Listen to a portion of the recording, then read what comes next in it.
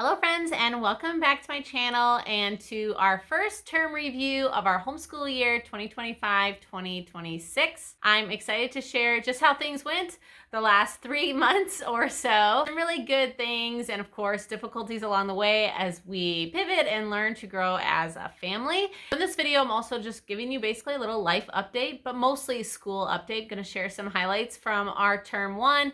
We loosely follow Ambleside online. We follow a Charlotte Mason education. So if those two things are of interest to you, then you might find this video helpful. If you're new here, I'm a homeschool mom of 5 kids. 3 are school ages. We have a 12, 10, 6, and 3, and a 9-month-old who has made term 1 extra interesting.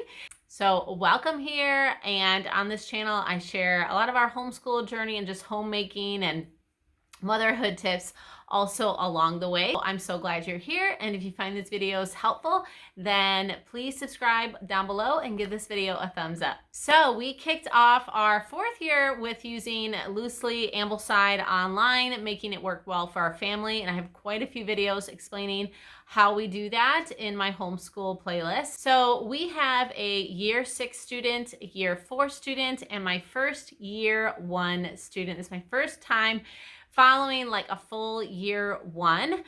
Before that, we just kind of, in the beginning, we're dabbling, and then the last like 2 years, we did a full year. It was just really exciting to do a lot of those year 1 books. If you follow Ambleside, you know there are some rich gems that were in there.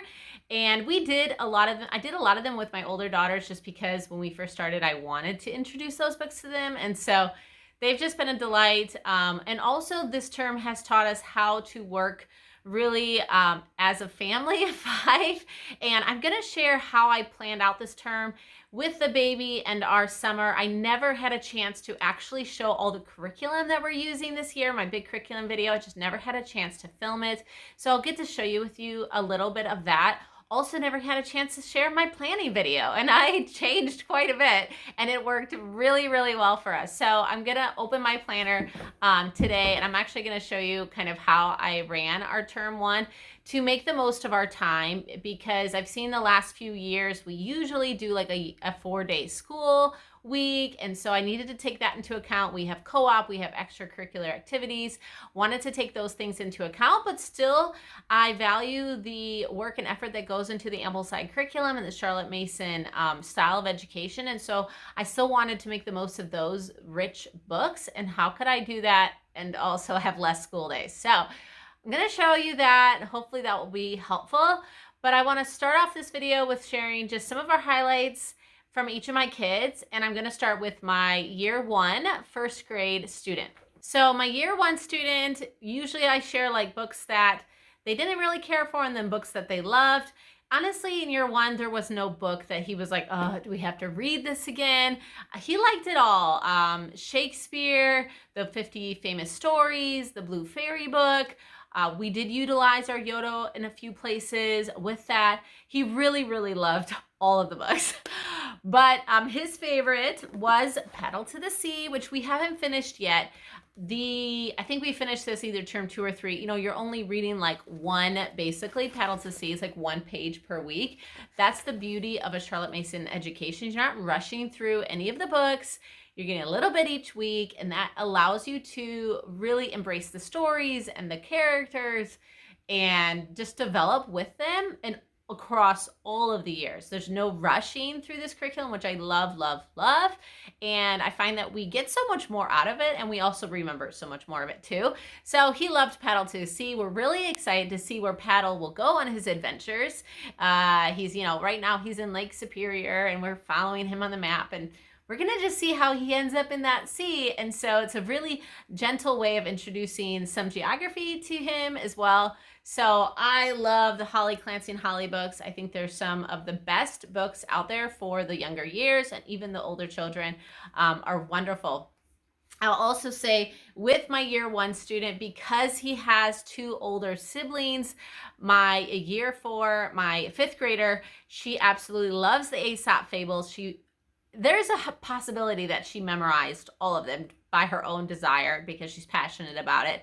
And so like his Aesop fables, she wants to read them to him, so she does that. If I asked my older daughter to work with him with something, she would too.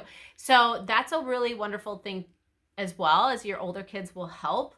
With the younger kids, as long as they have the time, you know, of course, in their schedule, not taking it or making it a burden, but if they want to do it, that's great. So that was his favorite book. I also want to highlight that in our kindergarten year, we weren't doing like the year one. And last year, I almost started it with him because he will be 7 in December. And so he's like kind of an older 6-year-old. And so I almost did it last year, and then I opted not to. And I gave him just another slow year, which I really, really am thankful for. And we just did math, copy work, and reading lessons for his whole first year. And so he finished his 100 lessons to read. He finished the primer Matthew C book. He's almost done with Alpha. His handwriting is really, really good for a 6-year-old, honestly. And so he's doing the copy workbooks from the Simply Charlotte Mason, which I love their updated copy workbooks. So he is now moving into the readers that I've used. These are the Pathway readers. I really highly recommend these. My mom used them with me. I used them with my older daughters. They're excellent, wholesome stories. They build on sight words as well. So it introduces new words very slowly and progressively. You can pick them out and help them like write them on a chalkboard or do copy work with them so that they're starting to memorize those words. Because in reality, yes, there's phonics involved, but he's also just learning to recognize the words. And so we're almost done with book 2. So he finished the pink one, and then this is Days Go By. And these are grade 1, and there's one more grade 1 book, and we'll just keep progressing. So I found that going from 100 lessons to read to the Pathway books has now worked for 3 of my children really, really well. So I was thankful that I didn't rush him into year 1. So if you have a child that's like a winter baby and you're like, should I get them started? I mean, that's just not a rat race. Regularly, he would be in 1st grade this year, like normal. So even though I knew it's not that he's not intelligent, he's actually very intelligent. There's just no hurry to rush it. And so I'm actually really glad that we focused on the foundations last year, because now he like almost is like reading. And so, you know, he might be able to read by himself by year 3. We'll just see how it goes. But I think that worked really well for him particularly, and maybe it would for you as well. So those are the highlights from my 1st grader. And then as far as like the other curriculum, he's using Matthew C, Simply Charlotte Mason, and then all the Ambleside books. I will say, since I did not give you guys an overview of like the curriculum layout, I will link down below my last year curriculum layout, which explains like which ones we did for family studies and which ones we did for individual. And I did follow that almost to the T. So some books that we do like together as a family would be like Parables of Nature, Trial and Triumph, poetry, a lot of those, musician, composer study, we do those together as a family. So I won't follow those strictly in their like Ambleside reading list. So I'll link that down below. Moving on to my 5th grader, she is doing year 4. Year 4 is kind of a catalyst year. We have talked about that. I'm sure you hear that if you're on the forums or if you're in the Facebook group. It's a big jump, but because she is in 5th grade, she's 10 years old, this was a very easy transition for her. We have a couple years of Ambleside under our belt, so there was no shocking surprises. Where my older daughter, year 4 was our first full Ambleside year for her, and it was a big jump for us with all the reading. So now we're kind of like got the rhythm going, so it felt really good. Also completely familiar with year 4 at this point, and her sister knows the books, which brings an exciting element to it. I'm like, don't spoil the books for your siblings. Please, any older kids out there, don't spoil the books. So that was really, really helpful, and we found that transition great. So she like joined us with Latin. She joined my older daughter with Latin and Plutarch. We actually are doing the Norse mythology together since they changed that and they put that in year 4, which was fine. My year 6 had already done most of Age of Fables, so we just finished that and we're doing the Norse mythology together. It's been fantastic, and she has pretty much liked all of the books. I did ask her which was her least favorite. It was Poor Richard this term. I think Poor Richard, and this is why she said it's a lot of information. And I pre-read that one myself a couple years ago, and the way that it's written, it's a beautiful book. It's about Benjamin Franklin. However, it can be difficult for them to, I think, gather what the story is about, because it's kind of jumping around a little bit. And so both of my kids have found that one difficult to follow. The Dulaire Benjamin Franklin, honestly, I think is a fine. Personally, that is a great replacement. If you feel like Poor Richard, you're just not interested. We're doing Benjamin Franklin with my year 1 child, and we love it. And my 5th grader is listening to it, and she is listening to me read that to my year 1, and she's like, oh, I really like that one, because she didn't do that. So pick your battles. I do think that Poor Richard challenged her, and so that's good too. And it's important for them to be like just pushed a little bit, because the biographies are going to get more challenging, and biographies are hard for even us to read as adult. Like pre-reading their biographies, it's hard. They're not like necessarily the most interesting thing. But they are better, and we do get to know the person better in that form. I'll talk more about that with my older student, but overall, yes, that was her least favorite. So her favorites were Men of the Mississippi, of course. Holly and Clancy and Holly is always the best. She loved them. They've all loved them. She also really liked Storybook of Science, which I did not bring up from our schoolroom, but she liked that one as well. And that was also a favorite with my oldest daughter. So the science books and the geography books are great choices in Ambleside. They really pick great choices. So anyways, that one was her favorite, and she actually loved Robinson Crusoe. She loved Robinson Crusoe. I will be completely honest with you. This term, I let both of my girls listen to their literature books on the Yodo app. We don't always do that because I know this challenges them, but with the baby and just really a lot happening, I thought this is a chance just to give them a little bit of a break. And they're reading a lot anyways, and so maybe that helped. It was the LibriVox free recording, and so she did listen to it, and she read it though, and so it's a big one. Even to listen to, it's a big one. I know, because I've read a lot of literature, and this is a big one to commit to. So yeah, she found it really entertaining and interesting, and I think people sometimes are concerned about the cannibalism and things. Then it wasn't a problem. So she loved it. Those were the 2, and Storybook Science that she said were her favorites to share with all of you. Because I tell them, I said, Mommy's doing our term 1 review. What are your favorite books I can share? And those were her favorites. So, okay, so now my 7th grader, which I'm still like wrapping my mind around the fact that I have a 12-year-old and 9-month-old, my 2 girls, my 2 bookend girls. It's amazing. I'm loving having a 12-year-old. Like, I love it. Just really sweet, and she's getting bigger, and even Christmas shopping for her. It's really wonderful. She's turning into a young lady. And so I'm loving that, and I want to respect her as a person. And that also includes like customizing and creating an education that she is loving and she wants to learn and desires to work on, but also is pushing her as well. Trying to find that balance, is where her and I have worked through things. So her favorite book was Anatomy, which I didn't bring up. It's the same anatomy book that she worked through with year 5.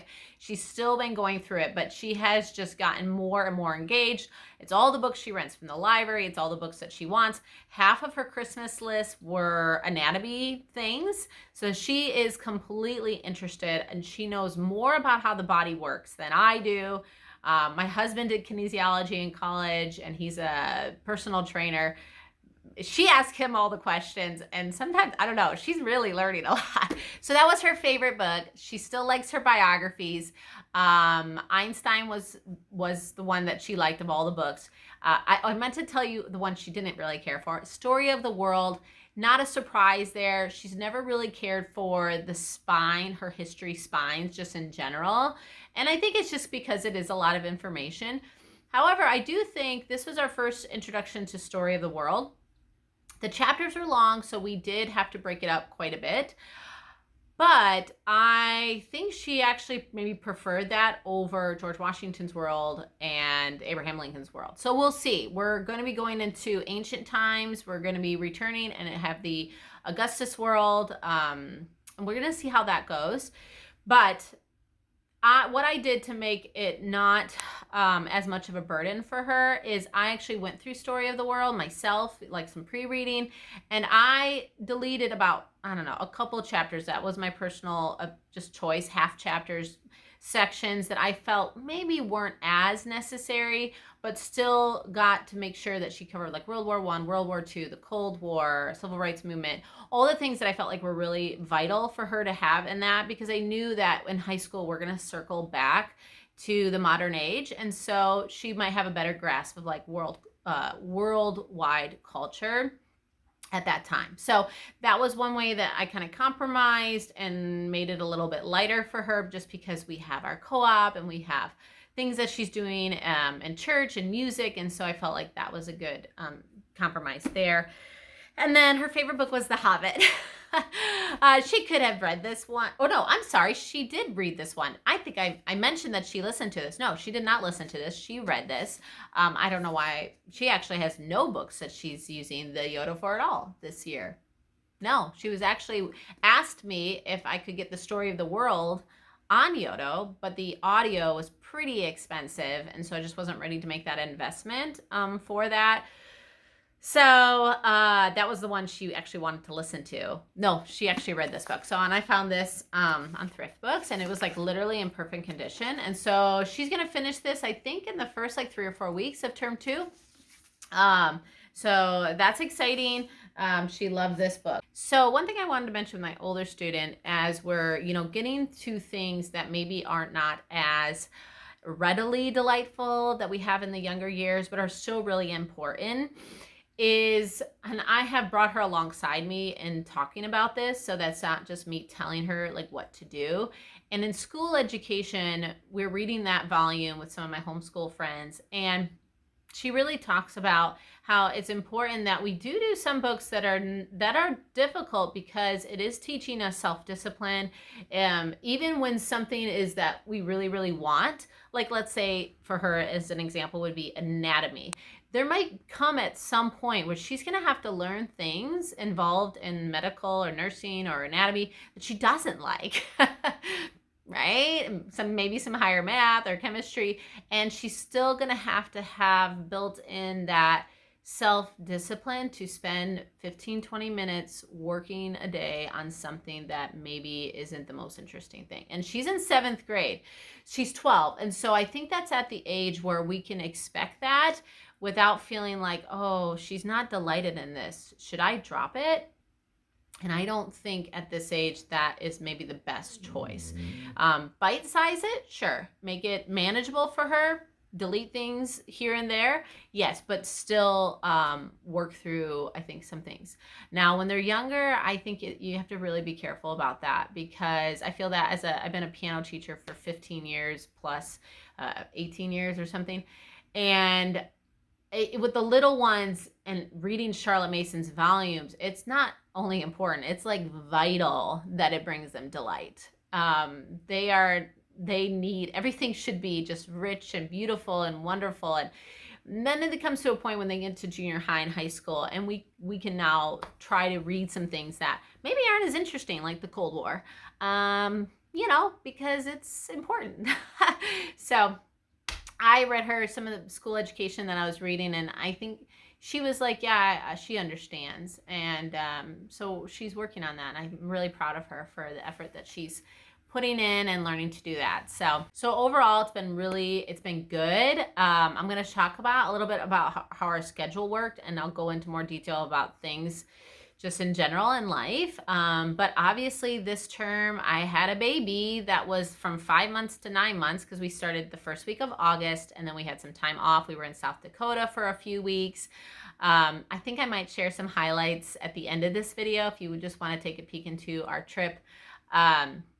But we were gone for a few weeks, so I knew I wanted to start early, and then we came back and we had really just a great rhythm. So that was all good, but we did have to put away the timetable for a season with the baby, and we kind of had to work around her schedule and the toddler's schedule. So yeah, we had to just learn to be flexible, and I've shared a little bit about that in my day in the lives, and nothing has changed. Mom, personally, this term has been challenging. If I'm honest, I mean, I've tried to be very open and honest here on this YouTube channel. I would say this has been my hardest term, and I've been homeschooling. Well, my oldest is in 7th grade, so 7 years. And it's just because it's a season right now.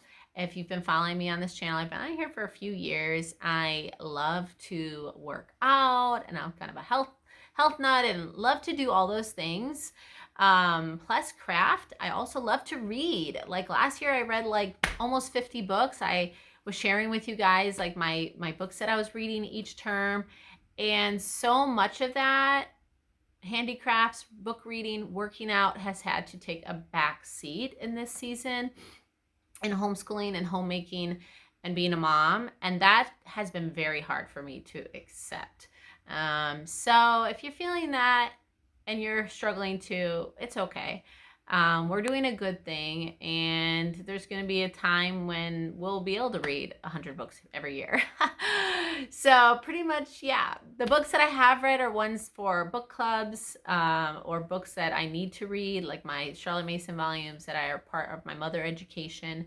So, you know, and I have been able to work out, and if it's once a week, twice a week, great. I did actually run a half marathon at the end of October, but I was not as ready as I would have liked. I did not follow any training schedule that I would have liked, but I did it anyways, because we do those things, those hard things sometimes. Yeah, so, and my blanket, I think I mentioned in January, I'm doing a temperature blanket. So I've been crocheting a temperature, the temperature every single year. And I'll be completely honest with you, I am in the beginning of September. So we are 2.5 months behind, but I'm still finishing it. I've been tracking the temperatures. Thanks to Google, you can look up all previous temperatures, which has been wonderful. And it's going to be an amazing blanket. So it's pretty big, because I am 9 months into it almost. So, but I won't be finished by the end of the year, especially now that all these Christmas crafts that I'm trying to do. But that's just a little bit of update on me personally. So baby is exactly 9 months old.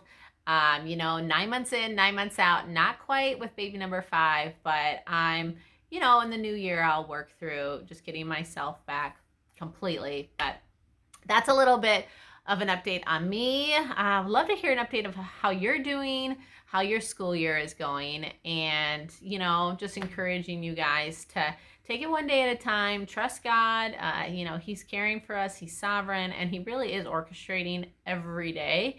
And so we just have to trust him. And that's an important part of us just growing as a person and a mom. Now I'm gonna probably turn my camera around, and I want to share with you guys a little bit of how we did a 4-day loop schedule. I designed this back in June, July, when I knew after a couple years of homeschooling that we almost always had one day off, especially in the fall and in the spring. We're coming into the slow winter months, and in those months we have no problem doing 5 days of school, because there's really nothing to do outside of the house for so cold, and so that will look different and whatever. But I knew this was important, and I wanted to create something that I felt like if we took 3 days, or if we had 5 days that week or whatever, it could keep just moving along. And so it worked really, really well. I think we only actually had a total of like 45 days of school, because I was tracking them down in our schoolroom.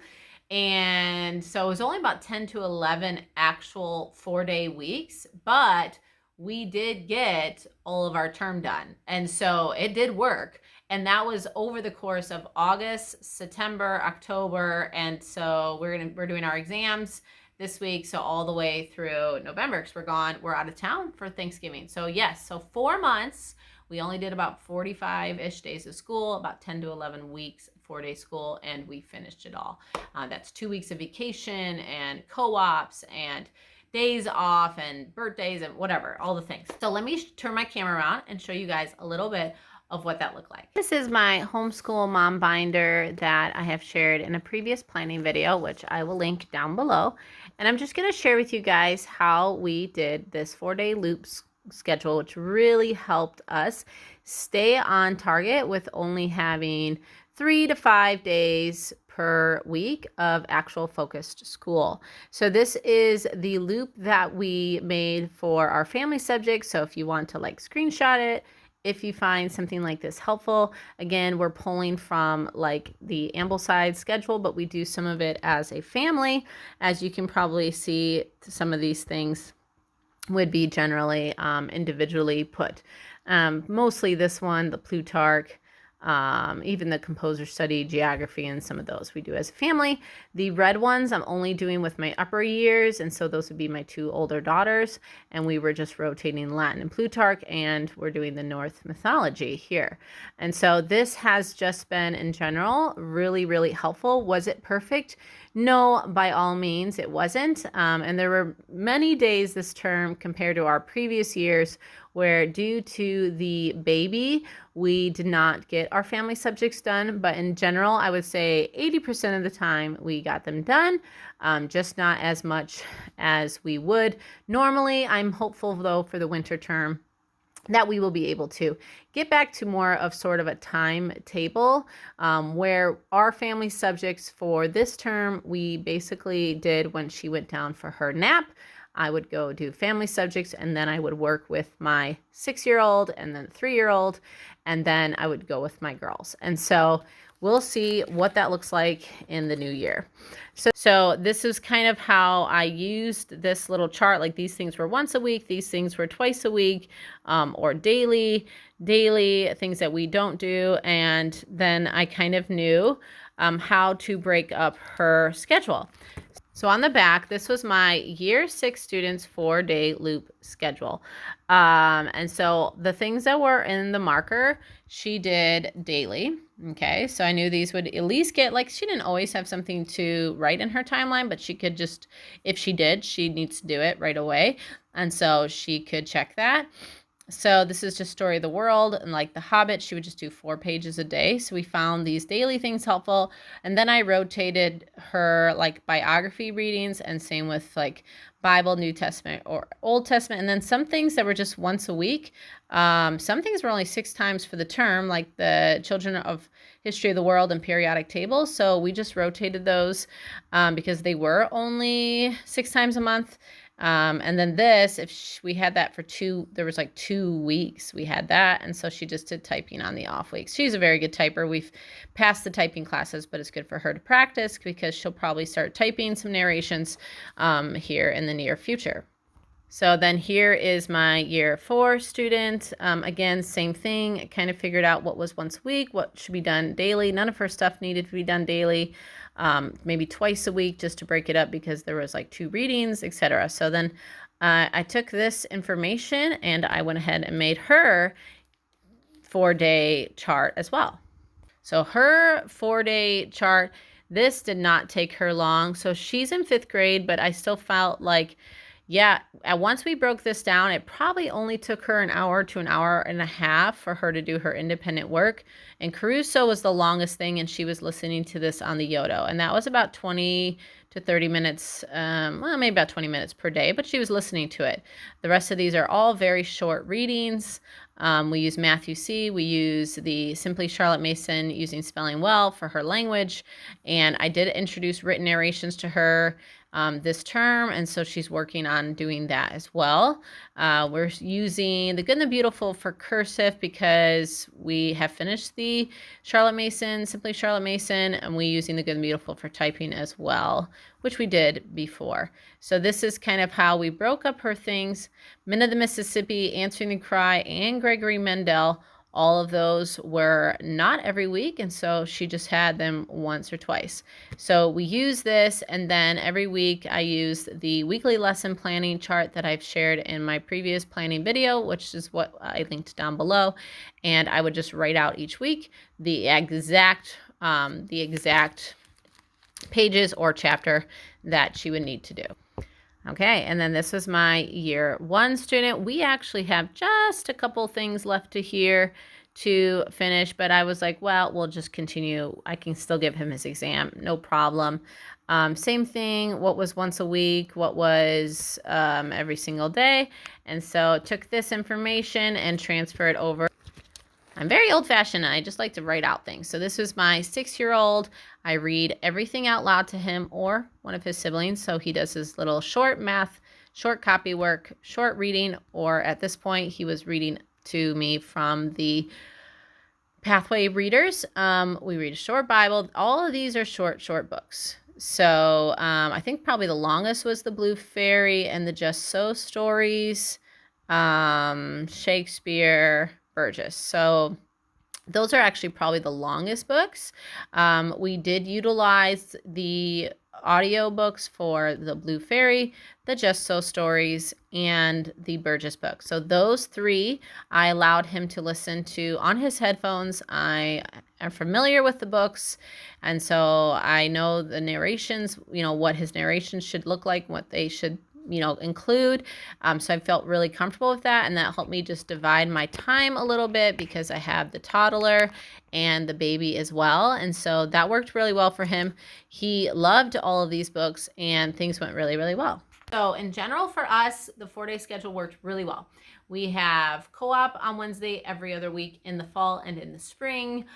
There were just some Fridays that we either had field trips. There were some Wednesdays we had a field trip, or like an extra nature hike. There was like a snow day, random snow day, Halloween, just random things when I look at our schedule that we would not do school for on those specific days.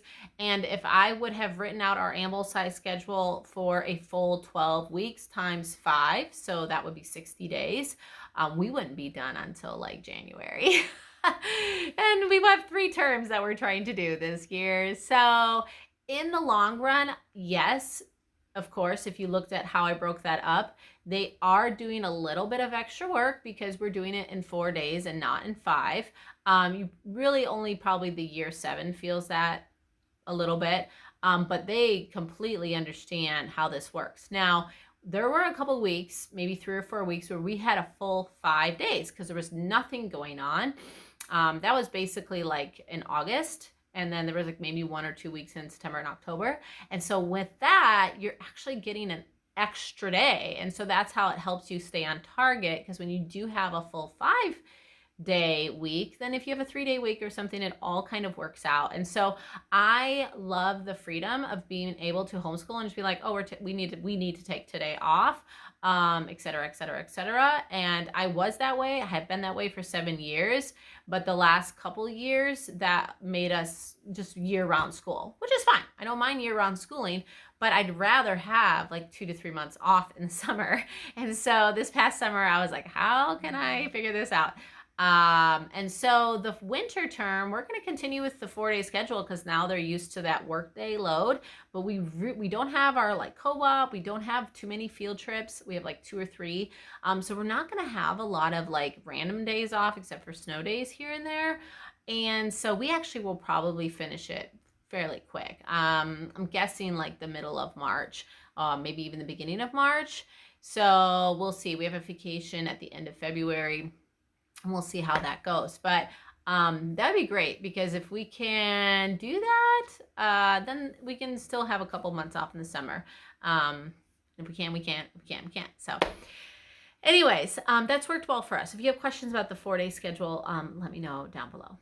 Hopefully you found this video helpful. I know I have been sparse here on this YouTube channel, just like my book reading and my exercise.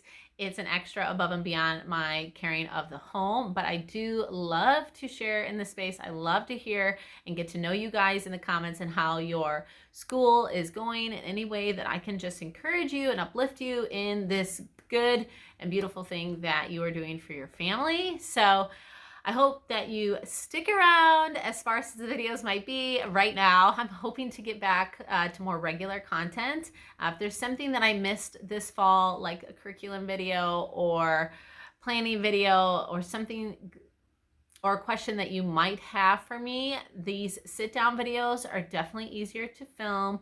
And so I'd be happy to do that in this coming year. So just let me know down below some topics of interest or curiosity or your favorite type of video that I share on this channel. That would be really, really helpful.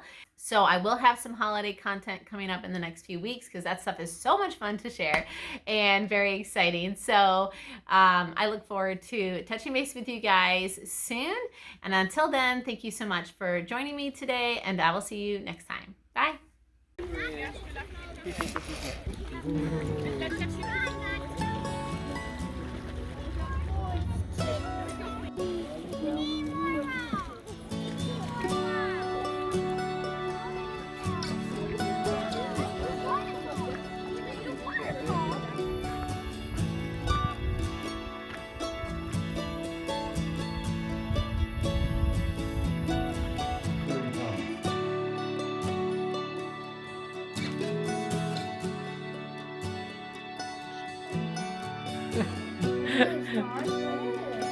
They'd be hammering it in.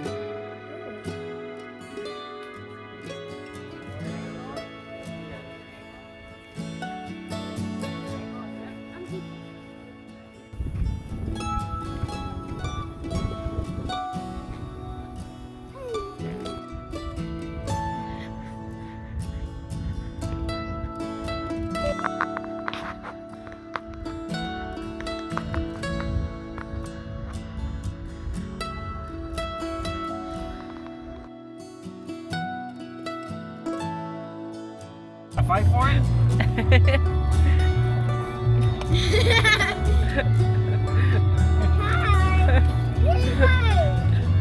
Gotta roll down your window.